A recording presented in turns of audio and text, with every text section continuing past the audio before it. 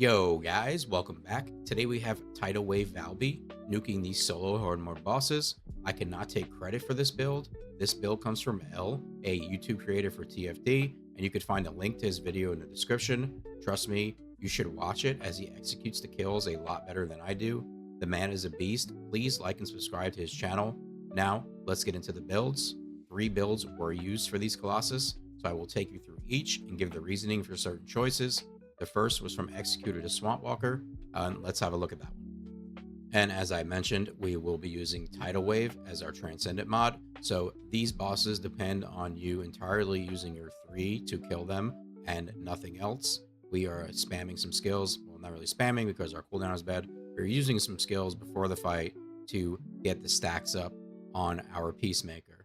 As for the mods, we are running Skill Concentration, Skill Insight, and Emergency Measures to hopefully crit some hits and get the one shot like L was able to do. I was not able to replicate that in the way that he did.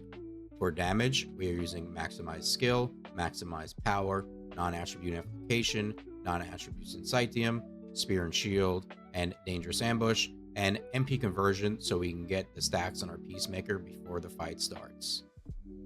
Now, for our reactor for this one, we're using non-attribute dimension, additional skill attack when attacking Colossus, and non-attribute skill power, and yes, I have upgraded mine to 5. I am not sure if that is necessary. I'm pretty sure you can kill these bosses without a 5 like this, but just not as fast, obviously. And for our set, we have gone with the Slayer set, and it doesn't really matter what substats you pick. As for our gun, it is the Peacemaker. You will want this fully upgraded in its unique ability, and it does not matter what you put into it, as we will not be shooting the gun. And for inversion reinforcement, I have absolutely nothing on. And this next setup will be for Molten Fortress, and for this one we are building a bit more into Bubble Bullet, even though we are using Tidal Wave. So we have dropped the crit, and this is a normal Bubble Bullet build that I would post.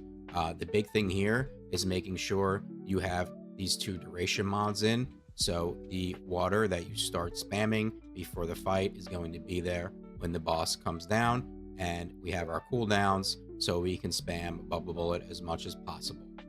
We also have our reactor, which is now non-attribute infusion with cooldown and additional attack for Colossus, and once again we are running the Slayer set.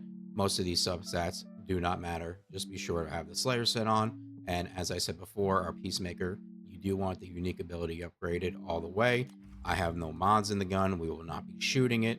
We are strictly using it for the unique ability. And once again, my inversion reinforcement, I do not have anything activated. And lastly, the setup for Tony. And what we have changed here is we have added range instead of so much duration.